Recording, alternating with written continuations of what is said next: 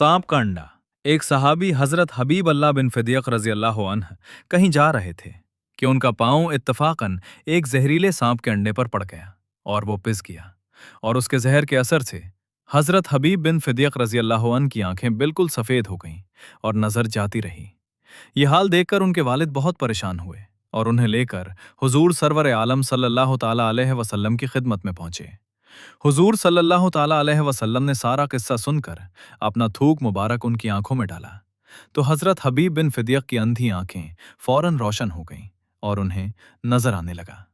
रावी का बयान है कि मैंने खुद हजरत फिदियक को देखा।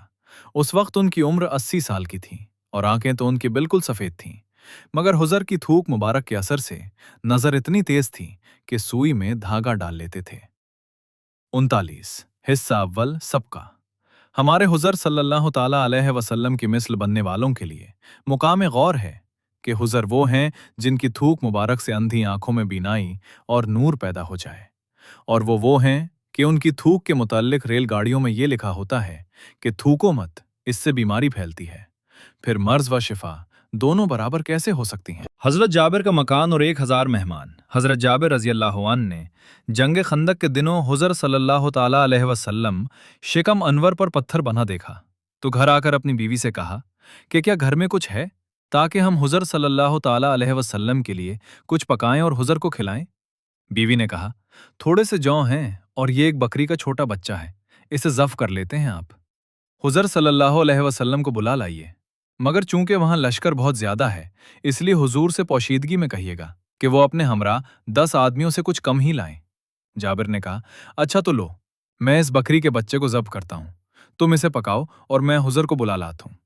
चुनाचे जाबिर हुजर की खिदमत में पहुंचे और कान में अर्ज किया, हुजूर मेरे हाथ तशरीफ ले चलिए और अपने साथ 10 आदमियों से कुछ कम आदमी ले चलिए।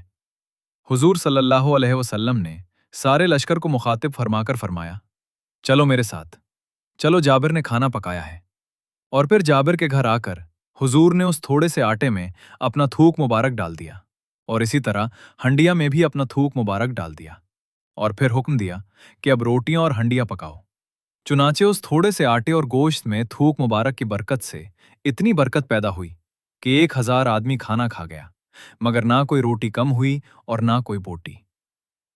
सबका ये हुजर के थूक मुबारक की बरकत थी कि थोड़े से खाने में इतनी बरकत पैदा हो गई कि 1000 आदमी शेर शिकम होकर खा गया। लेकिन खाना बदस्तूर वैसे का वैसा ही रहा और कम ना हुआ।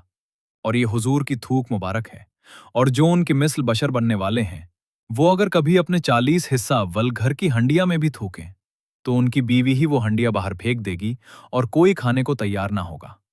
गोया उनके थूकने से थोड़े बहुत खाने से भी जवाब। हमारी ऐसी ही कहानियां सुनने के लिए चैनल को सब्सक्राइब और वीडियो को लाइक और बेल आइकन को ऑन कर दीजिएगा ताकि हर ऐसी ही आने वाली कहानियां आपको मिलती रहें। शुक्रिया। अस्सलाम वालेकुम।